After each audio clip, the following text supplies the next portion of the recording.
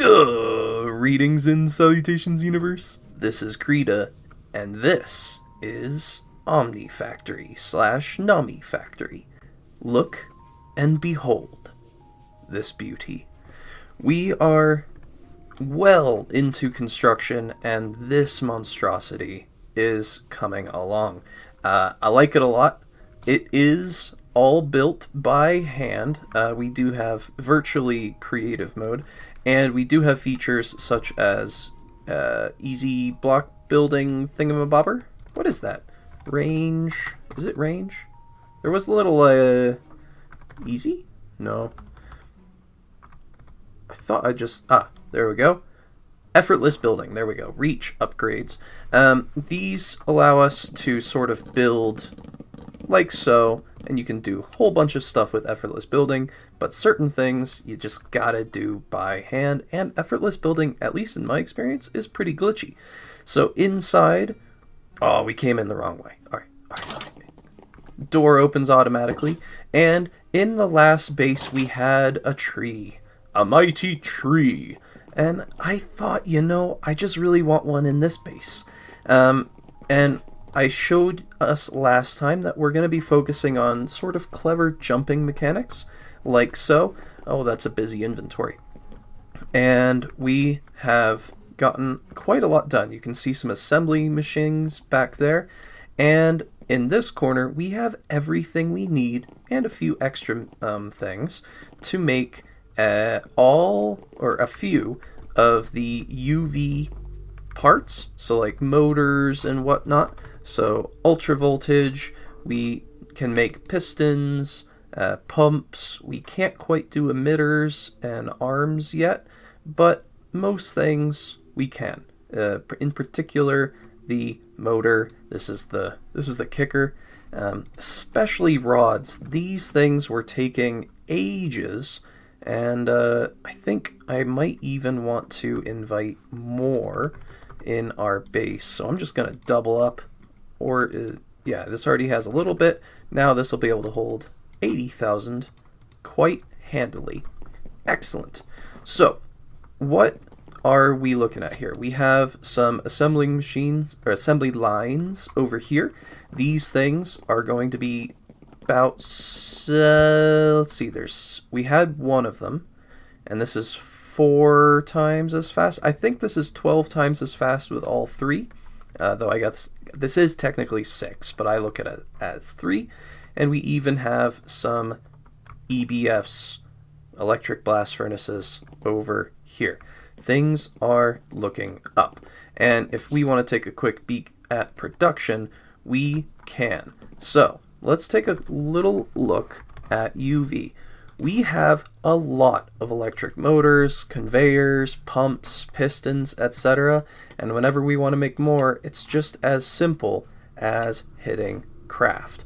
And even with crafting 100 conveyor modules, we still have 420 electric motors. That is lovely. Whew! Alright.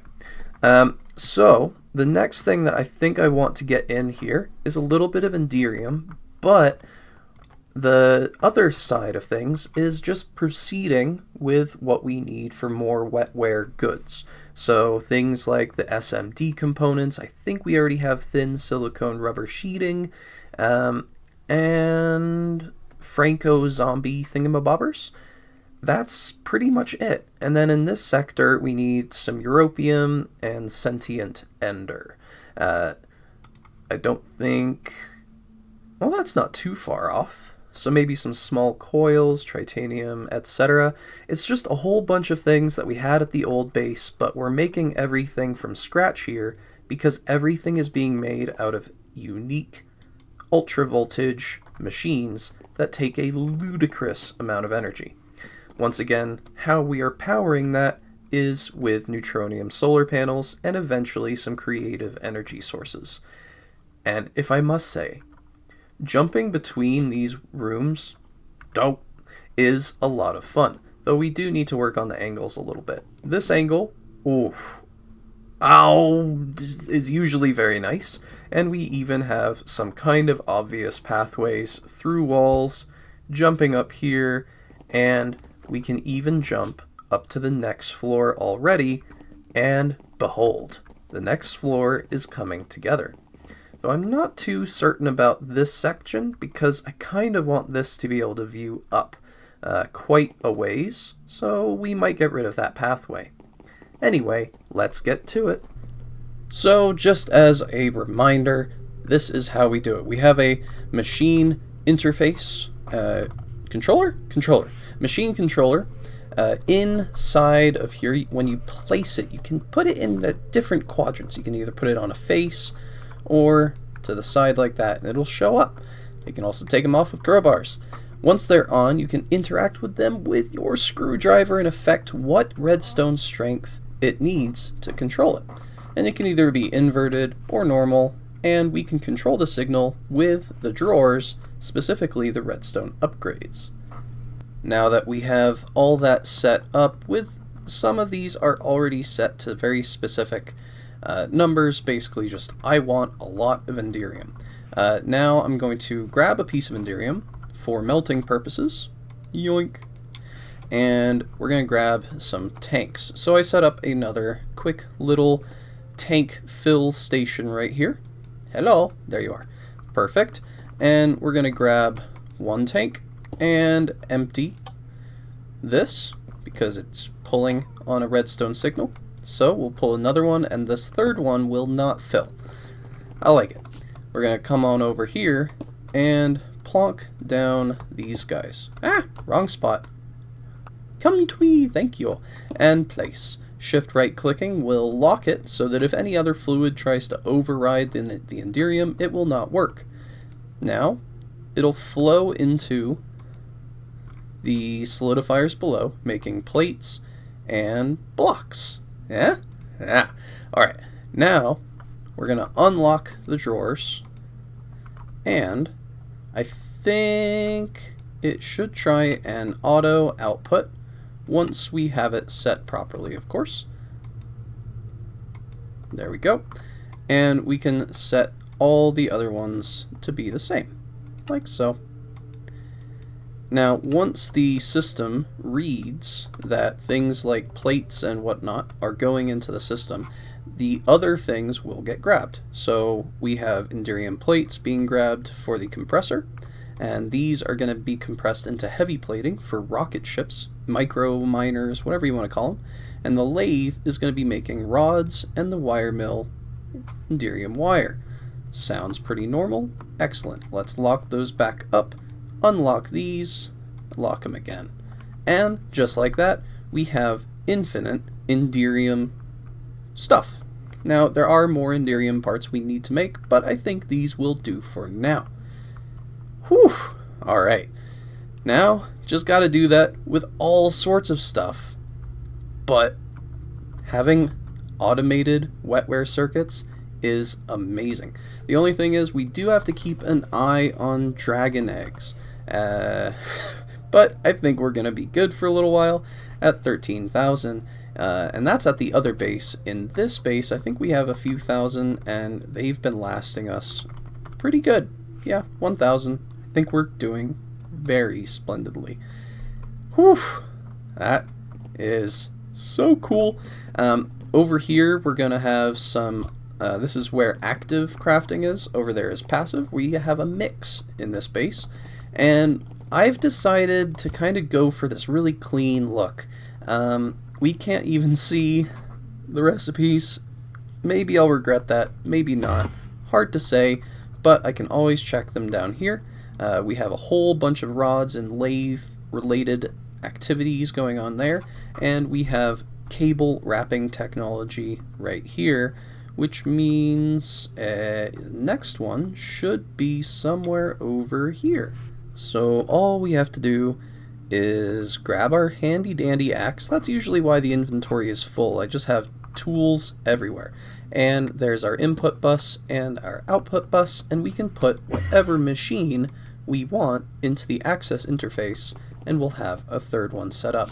I am kind of going heavy on hidden cabling. One thing that I'm trying to limit myself to is anything where we would be holding a wrench. I don't want to see the cable that's being hidden. And if it is being revealed, like this block right here, below it has to look good too. So I don't want to have any wrenches and then suddenly half the wall is like, oh, look at that cable. No, no, no. And this extends over to the EBFs. This, I think, is as clean as I can make it. Underneath is a little bit wonky, but that's okay. We're doing all sorts of stuff with phantom blocks and interfaces and tanks. It's it's becoming a little bit crazy. And even down here, sulfuric acid and sterilized growth medium is going to specific locations, and up here we even have phantom faces kind of interacting over here to get things where they need to go because, well, cabling is a little bit tight. And that's okay. I think things are going beautifully. Speaking of beautiful is our brains. Our two hemispheres right here is sort of what I'm calling the brains of the operation. We have, I think this is going to be enough coprocessors. I think it's 11 coprocessors and 12 64K crafting storages. And then we have 8 cells of that. I think that's going to be pretty good. And I am working on making a very good size energy bank back here, plonking down a ton of dense energy storage. I think I just pulled out 100 of that, and I don't know if we're going to have enough to fill her up. No, that's actually pretty good. Yeah, I think I'm happy with that. I'll put a lid on that. We'll still be able to see a little bit of the crafting storage, but everything else is going to be very lovely. Let's take a look at how that is working with the effortless building. So I can do floor, and then start one corner of the floor right there, and the second right there, and it'll sort of fill it in. We can do certain geometries very effectively, and other ones a little bit glitchy for me, but that's okay. All we have to do is fill up this side, and we'll have both of the hemispheres complete. Speaking of complete, I kind of feel like this has to be a short episode. Building this base takes a lot of time, but that's okay.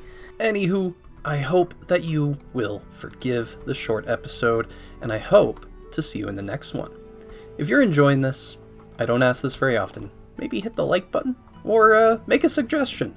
This is a perfect time for all sorts of crazy stuff that we can try, as we have a lot of power and infinite fluids. And we're getting close to the end game, so it's a really good moment. Anywho, this has been Creeta playing Omnifactory. Bye-bye!